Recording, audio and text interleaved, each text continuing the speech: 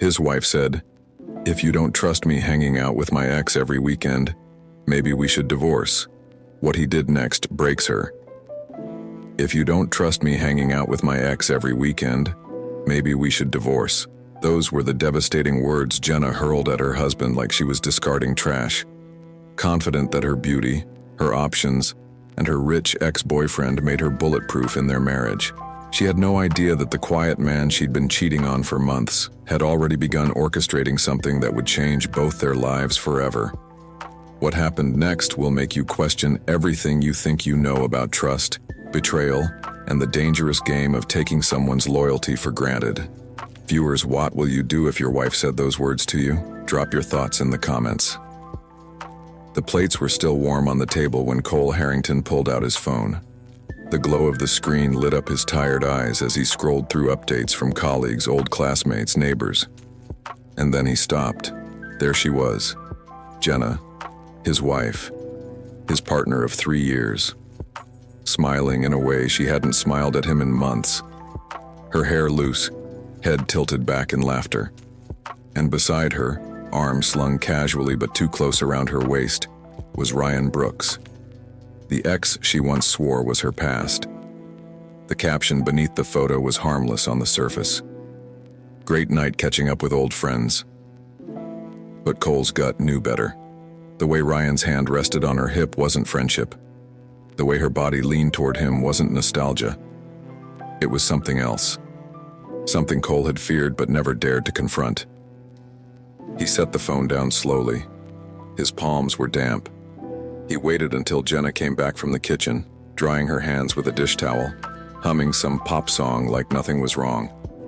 She sat across from him, her eyes flicking to his phone for just a second, then back up at his face. "Jenna," Cole said, his voice steady though his heart pounded. "I'm not comfortable with this, with you spending so much time with Ryan. Every weekend it's the same thing, he's your ex. It doesn't sit right with me." The humming stopped. Jenna tilted her head, studying him like he was some clueless stranger who had just said the wrong thing at a dinner party. Then her lips curved, not an apology but in a smirk.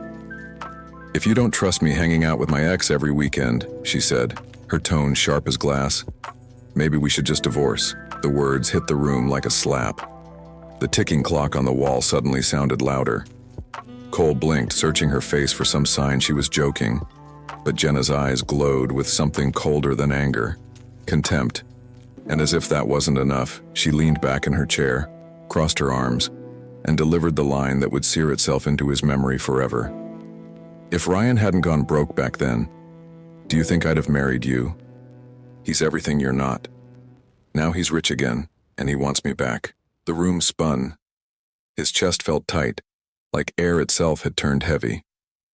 He wanted to scream, to ask her how she could say that after all he'd sacrificed, after the nights he stayed up helping her with bills, after the time he'd turned down that overseas promotion just so they could stay close to family. But Cole didn't scream. He didn't beg. He didn't even raise his voice. He looked at her for a long, long moment. Then he nodded once and whispered one word. "Okay." Jenna's smirk widened. She thought he was defeated. She thought his silence was weakness. She pushed her chair back, scoffed, and walked away, humming again like she had won. Cole sat there, staring at the phone screen, her laughter frozen in that photo. But deep inside, something in him shifted. A steel thread pulled tight. She thought she had broken him. She had no idea she had just lit a fire that would burn her entire world down. That night, long after Jenna had gone to bed, Cole sat in his study, the house quiet except for the ticking clock. His fingers hovered over his laptop keys as he pulled up an old email. To Mr. Carter, Regional Director. Subject, Overseas Transfer. If the position you once offered is still available, I'd like to accept. Please advise on next steps. He hit send. The glow of the screen reflected in his eyes, not tired now, but alive. The game had just begun. The house was silent when the email notification appeared. Cole leaned closer, the screen's glow catching the edge of his glasses. "Cole?" The overseas transfer is still open. The Singapore office is ready to bring you in as Regional Director of IT Infrastructure. Salary package doubled, housing provided, relocation covered, departure within 1 month. Please confirm. He stared at it for a long moment. This was the very offer he had turned down once before, choosing Jenna over career, choosing stability over ambition. That night at the dining table replayed in his mind, the smirk, the contempt, the casual cruelty of her words. He clicked reply. Confirmed. Send me the paperwork. No hesitation, no second thoughts. The first stone of his escape was set. Friday evening. Jenna appeared in the doorway, silver dress clinging to her figure, perfume swirling through the air. She checked herself once in the mirror, smoothed her hair and grabbed her purse. "Don't wait up," she said, already half turned toward the door. Cole closed his laptop, eyes steady on her. "Have fun." For the briefest second, her eyes searched his face. She expected jealousy, protest, something to show he cared enough to fight. But his expression gave her nothing. She smirked and left, her heels tapping against the hardwood until the house fell quiet again. Cole sat still, listening to the echo fade. The sound no longer hurt. It fueled him. He picked up his phone and dialed his lawyer. "I want divorce papers drawn," he said evenly. "Quiet filing. Don't serve them until I instruct you." The lawyer agreed. No questions. Cole ended the call, leaned back in his chair and closed his eyes. Silence stretched around him. To Jenna, his calm looked like surrender, but Cole knew better. Silence was simply the mask of a storm, one she would never see coming until it tore her world apart. Midweek, the contract landed in his inbox. Official, final, departure date marked in bold, 4 weeks. Cole downloaded the file, signed digitally, and returned it within minutes. His chest felt lighter, like a chain had snapped. This time he wasn't turning it down. That night, he opened a drawer in his study. Inside were their financial records, statements, deeds, credit card bills. He flipped through them carefully, his thumb pressing against the embossed paper. Numbers stared back at him, each one telling the story of years of sacrifice he had made to keep Jenna comfortable. Vacations she wanted, her boutique investment, bills he carried alone. The sight didn't bring regret. It brought clarity. This wouldn't be just an exit. It would be a lesson. The weekends became clockwork. Friday nights she left. Sunday nights she returned. And in between, the world outside saw her glowing, laughing in rooftop photos, glasses of wine in hand, Ryan's shadow always near. Cole watched from the sidelines, her own husband turned into an afterthought. He didn't argue. He didn't demand explanations. He let her dig her own grave, one post at a time. Every time she tilted her head back in laughter beside Ryan, Cole filed it away in silence. Proof, evidence, ammunition. Saturday noon, Jenna breezed out again, phone in her hand, Ryan's car idling at the curb. She didn't even look back. Cole waited until the street was empty before making his next move. Cole pulled out his phone and scrolled to a contact he had saved long ago but never used. A private realtor. Not the kind that plastered homes online with glossy photos, but one who dealt with corporate buyers, quiet, fast, and discreet. The man answered on the second ring. Cole's voice was low, steady. "I need the property moved," Cole said flatly. "Discreet. No public listing. Wire transfer only. Closing aligned with my departure." The realtor didn't hesitate. He specialized in off-market deals, the kind where corporate investors scooped up prime real estate without questions. "Understood," he replied. "I'll line up buyers. You'll have your transfer before you leave." That was all Cole needed. Another piece in place. The days blurred together. Cole worked long hours at the office, finalizing transition notes for his team. He told no one about the transfer, not even his closest colleagues. On the surface, he was the same dependable systems analyst. In reality, he was a man cutting ties thread by thread. Every evening he returned home to the same routine. Jenna breezing in late, sometimes not at all, makeup smudged, perfume too sharp. She no longer bothered to invent excuses, and Cole didn't ask for any. His silence became a mirror that let her arrogance grow unchecked. She thought he was too beaten to react. She thought she had tamed him. But every night in his study, under the soft hum of the desk lamp, Cole was moving pieces she couldn't see. Financial records were spread across the desk, account numbers memorized, timelines drawn. Step by step, the plan hardened. One evening, Jenna walked past his study door with a shopping bag in her hand, laughing into her phone. Her words carried clearly down the hall. "He doesn't even notice when I'm gone. Honestly, it's easier this way." Cole sat still, pen in hand, the divorce documents half signed on his desk. He didn't flinch, didn't let her hear a sound. But inside, a line had been drawn so sharp it felt like steel. This wasn't just about leaving her. This was about ensuring that when he left nothing behind for her to cling to. Midweek, his director in Singapore sent over the official relocation schedule, housing details, orientation meetings, his first day on site. Each line of the itinerary felt like a hammer striking a nail into the coffin of his old life. Cole read through the email twice. His new role, Regional Director of IT Infrastructure, came with authority, prestige, and a salary that would have once made Jenna's eyes widen. But she would never see it. She had bet on Ryan, the man who had already gone bankrupt once. And Cole wasn't about to save her from that mistake. Saturday morning arrived with the usual rhythm. Jenna dressed quickly, threw a scarf around her neck, and stepped into Ryan's waiting car without a glance at Cole. He watched from the upstairs window, hands resting on the sill, face calm. When the car disappeared around the corner, he turned back into the room and picked up the phone. Cole's phone buzzed on Wednesday morning. A new email from the relocation department in Singapore. Final confirmation, departure scheduled for 1 week from today, housing prepared, orientation meetings confirmed. Driver will meet you at Changi Airport. We look forward to welcoming you as regional director. 1 week, 7 days. The clock wasn't ticking anymore. It was roaring in his ears. He leaned back in his chair and closed his eyes for a moment. It was set.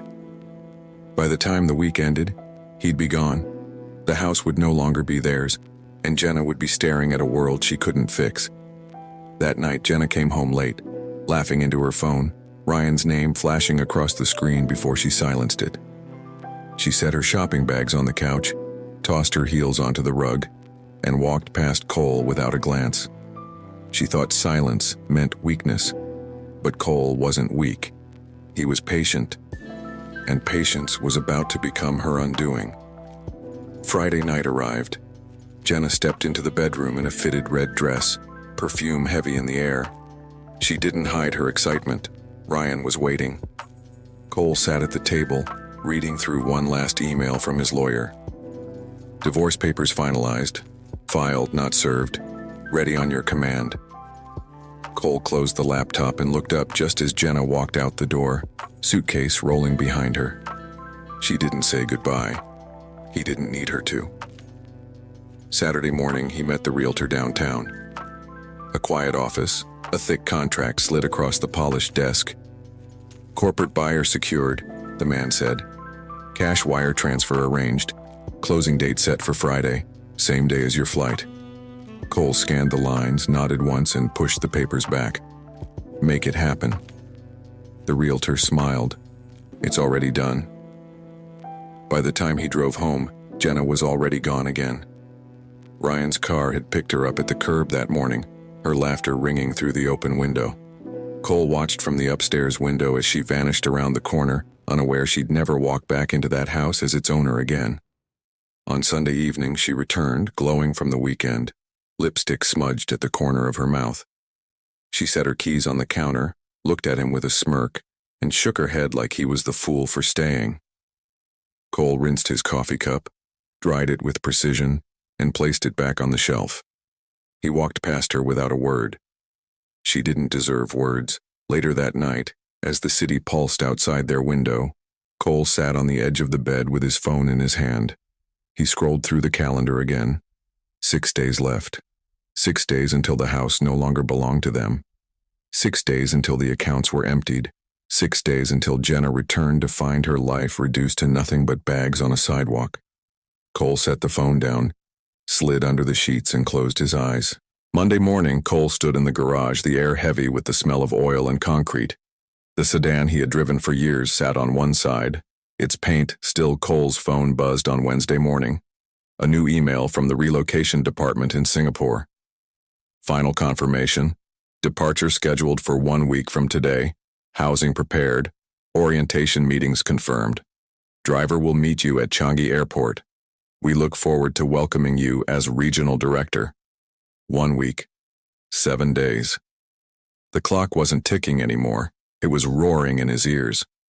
He leaned back in his chair and closed his eyes for a moment. It was set. By the time the week ended, he'd be gone. The house would no longer be theirs, and Jenna would be staring at a world she couldn't fix. That night, Jenna came home late, laughing into her phone, Ryan's name flashing across the screen before she silenced it. She set her shopping bags on the couch, tossed her heels onto the rug, and walked past Cole without a glance. She thought silence meant weakness. But Cole wasn't weak. He was patient. And patience was about to become her undoing. Friday night arrived. Jenna stepped into the bedroom in a fitted red dress, perfume heavy in the air. She didn't hide her excitement. Ryan was waiting. Cole sat at the table reading through one last email from his lawyer. Divorce papers finalized, filed, not served. Ready on your command. Cole closed the laptop and looked up just as Jenna walked out the door, suitcase rolling behind her. She didn't say goodbye. He didn't need her to. Saturday morning, he met the realtor downtown. A quiet office, a thick contract slid across the polished desk. Corporate buyer secured, the man said. Cash wire transfer arranged. Closing date set for Friday, same day as your flight.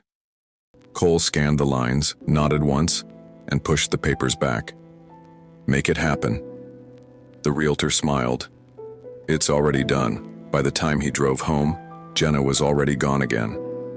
Ryan's car had picked her up at the curb that morning, her laughter ringing through the open window. Cole watched from the upstairs window as she vanished around the corner, unaware she'd never walk back into that house as its owner again. On Sunday evening, she returned, glowing from the weekend, lipstick smudged at the corner of her mouth. She set her keys on the counter, looked at him with a smirk, and shook her head like he was the fool for staying. Cole rinsed his coffee cup, dried it with precision, and placed it back on the shelf. He walked past her without a word. She didn't deserve words. Later that night, as the city pulsed outside their window, Cole sat on the edge of the bed with his phone in his hand. He scrolled through the calendar again. 6 days left. 6 days until the house no longer belonged to them. 6 days until the accounts were emptied. 6 days until Jenna returned to find her life reduced to nothing but bags on a sidewalk. Cole set the phone down, slid under the sheets, and closed his eyes. From careful upkeep. Beside it was Jenna's coupe, the one she had begged for on her birthday, and then abandoned once Ryan became her weekend chauffeur. He dialed a number. An hour later, the broker pulled into the driveway. A solid man in a dark jacket, clipboard in hand. He walked slowly around the garage, eyes scanning both vehicles. He crouched by the tires, checked the odometers, ran his fingers along the paint. Then he lifted his phone and snapped photos one after another. Both in excellent condition, the broker said, sliding his phone back into his pocket. These will move quickly. Cole nodded. His voice was calm, flat. List them quietly. Finalize the sale Friday. Funds wired directly into my account. The broker scribbled notes, glanced up once at Cole, then gave a short nod. Consider it done. Cole walked him back to the driveway. The broker drove off, taillights disappearing down the street. Cole stood there for a moment, hands in his pockets, staring at the two cars sitting silently in the garage. The week pressed forward. At the office, Cole completed the last of his handovers, his signature neat on clearance forms, his explanations clear in transition notes. No one suspected he was vanishing in days. He wore the same calm expression, moved with the same steady pace. Inside, he was already gone. Midweek, an email from the relocation team confirmed everything once more. Flight departure Friday evening. Orientation meeting set for Monday morning. A company driver waiting at Changi Airport with apartment keys in hand. The subject line read, "Welcome to your new beginning." Cole closed the laptop slowly, letting the words settle. A new beginning for him. A brutal ending for her. Jenna continued flaunting Ryan openly. Photos filled her feed. Rooftop dinners, cocktails, late-night drives in his car. Her captions dripped with arrogance. Finally living life the way it should be. Cole scrolled once, then set the phone aside. He didn't need reminders of her betrayal. Every post was just proof she had no idea her time was measured in hours, not months. On Thursday, the realtor called. Buyer's funds confirmed. Closing scheduled for tomorrow morning. Locks will be changed same day. The property won't be yours past noon. Good, Cole said. Make sure nothing delays it. Already arranged. Thursday night stretched out long and thin. Jenna never came home. Cole lay awake, staring at the ceiling, the clock glowing 1 a.m., then 2, then 3 hours. The bed felt lighter without her. Cleaner. He rose before dawn, showered, dressed in a dark suit, and brewed one last cup of coffee in the quiet kitchen. He stood by the counter, cup in hand, watching the sunrise bleed over the city skyline. The first knock came just after sunrise. Cole opened the door to 3 movers in heavy gloves. He stepped aside without a word. Cole led them through the hallway. A closet door opened, hangers scraped along the bar, and the first dresses hit the box. The hiss of packing tape followed, sharp and final. Upstairs, shoes clattered together, handbags piled high, perfumes rattled as they were wrapped in paper. One man muttered about the weight of a vanity mirror as another steadied it against his chest. Within an hour, the life Jenna had curated, her clothes, her jewelry boxes, the framed photos she loved showing off, was stacked outside the gate. Neighbors slowed their morning walks, heads turning at the sight of expensive luggage and labeled cartons sitting in the open. Cole signed the foreman's clipboard without a word. The truck pulled away, leaving behind silence and a mountain of her belongings in the sun. The growl of an engine rolled into the driveway next. The broker climbed out, jacket collar turned up, clipboard in hand. He didn't need introductions. He had been here earlier in the week. Today wasn't about inspection. "Buyers are ready," he said. Cole nodded once. "Do it." The sedan left first, tires crunching across the pavement as the broker eased it into gear. Minutes later, Jenna's coupe followed. The same car she once begged for, now just another asset liquidated. Engines faded down the street. The garage stood hollow. The broker sent the confirmation before he even reached the corner. Funds wired. Transaction complete. Cole slid the phone back into his pocket. Another tie cut. Inside, the realtor spread contracts across the empty kitchen counter. A buyer's representative stood by, phone pressed to his ear. Cole signed where the markers flagged, one after another. A buzz on the buyer's phone ended the process. Funds cleared.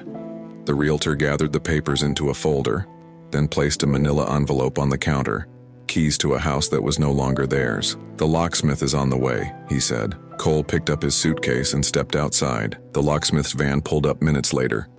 Tools clinked, metal scraped. One lock, then another, then the garage. Fresh steel fitted in every frame. The man wiped his hands on a rag and passed the new keys to the buyer's agent. Cole watched in silence, suitcase by his side as the van pulled away. Behind him, the house was sealed. By noon, he sat across from a bank manager in a private office. Papers slid across polished wood. Screens glowed with balances. "Every joint account," Cole said. "Shut them down. Move everything here." He tapped the slip with his personal details. "Freeze her cards." The keyboard clattered. Balances shifted. The manager looked up. Confirmed. Effective immediately. Cole signed the last page, slipped the receipts into his jacket and left. His phone buzzed twice. The broker. Funds received for both vehicles. The realtor. Closing recorded. Possession complete. The driver waited at the curb, engine humming. Cole stepped out of the bank's glass doors with the same calm he'd carried all week. No hesitation, no wasted motion. He opened the back door, slid inside, and gave a nod. Traffic carried them toward the airport. Glass towers reflected the fading sun. Neon signs flickered awake. Cole sat straight, one hand on his jacket, the other resting on his knee. The driver didn't ask questions. At the terminal, Cole handed him a folded bill. "Thank you." The man tipped his cap. "Safe travels, sir." Cole took his passport from his inside pocket, wheeled his carry-on to the sliding doors, and disappeared into the flood of travelers. Within the hour, his boarding pass was stamped, his seat by the window secured. When the engines lifted the plane into the sky, the city shrank to scattered lights below. He didn't look back. Somewhere across town, Jenna was laughing with Ryan, posting another photo, certain the future was hers. Across town, headlights washed over the curb as Ryan pulled up to Jenna's gate. She leaned over, kissed him quick, and stepped out, heels clicking against the pavement. Her smile faltered. Boxes, luggage, a stack of them pressed against the gate illuminated by the porch light like evidence in a trial. Her dresses, her handbags, even the jewelry case she kept in the dresser drawer. All of it sat exposed, as though the house itself had spat her out. "What the?" she whispered. She yanked her keys from her purse and jammed one into the lock. It turned halfway, stuck, refused. She twisted harder. Nothing. She moved to the side gate. Same. Her pulse thudded in her ears. She dialed Cole, straight to voicemail. Again, still voicemail. "Damn it, answer me," she hissed, voice cracking. Neighbors' curtains shifted. A porch light flicked on across the street. Jenna shoved her phone back into her purse, heat burning across her face. She crouched, ripped open a box. Dresses spilled out, neat and folded, tagged with movers tape. Her hands shook as she crammed them back inside. "No, this isn't happening. Not like this." Her jaw clenched. She grabbed a suitcase, dragged it to the curb, and waved down a passing cab. The hotel lobby smelled of polished wood and lemon cleaner. Jenna smoothed her hair, forced a smile, and approached the desk. "One room just for tonight." The clerk tapped at his keyboard. "Of course, ma'am. May I see your card?" She slid one across. Nails tapped against the counter while she waited. The reader beeped. Declined. The clerk frowned, tried again. Declined. Jenna forced a brittle laugh. "Machine's acting up. Try this one." She pushed another card forward. Beep. Declined. Her throat tightened. She shoved another card onto the counter. Beep. Declined. The clerk's voice softened. "Ma'am, I'm afraid none of these are valid." The lobby tilted. Jenna grabbed her cards, stuffed them back into her purse, and wheeled her suitcase out into the night. Cold air slapped her face. She stumbled to the curb, dropped onto her luggage, and pressed her forehead into her palms. Mascara streaked across her cheeks, tears mixing with sweat. She tried Ryan's number. It rang once, then cut. She tried again. "This line is unavailable." Her chest heaved. For the first time in months, there was no Ryan, no Cole, no home, no money. Just the street and the dark. The woman who thought she couldn't be touched was finally stranded, alone. Humiliated and stranded, Jenna swallows her pride and takes a cab to her parents' house in the middle of the night. The cab's headlights carved a path through quiet streets. Jenna hunched in the back seat with her luggage pressed against her knees. She gave the driver her parents' address in a shaky voice, wiping at her cheeks as if that would erase the damage. When the cab stopped, the porch light flicked on. Her mother stood in the doorway, robe tied tight, eyes wide. Behind her, her father leaned against the frame, his jaw already set. "Jenna?" her mother asked, stepping forward. "What on earth? Why are you here with bags in the middle of the night?" Jenna dragged her suitcase up the steps. Words tangled in her throat. It's Cole. He locked me out." Her father's brow furrowed. "Locked you out? What do you mean?" "I don't know." Her voice cracked, too loud for the quiet street. "I came home and everything was outside. My keys don't work, my cards." She stopped herself, shaking her head. I don't know what happened." Her mother's hand cupped her cheek, gentle but firm. "Come inside. We'll sort this out in the morning." Jenna nodded, biting back another sob. She wheeled her suitcase over the threshold, the house warm but suffocating. She felt smaller here than she ever had before. Sleep never came. She lay awake on the sofa bed, staring at the ceiling, listening to the hum of the refrigerator in the kitchen. Every time she closed her eyes, she saw the boxes at the gate, the locked door, the cold eyes of neighbors peering from behind curtains. Her phone buzzed just after dawn.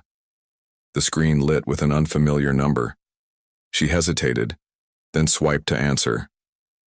"Mrs. Harrington?" The voice was calm, professional.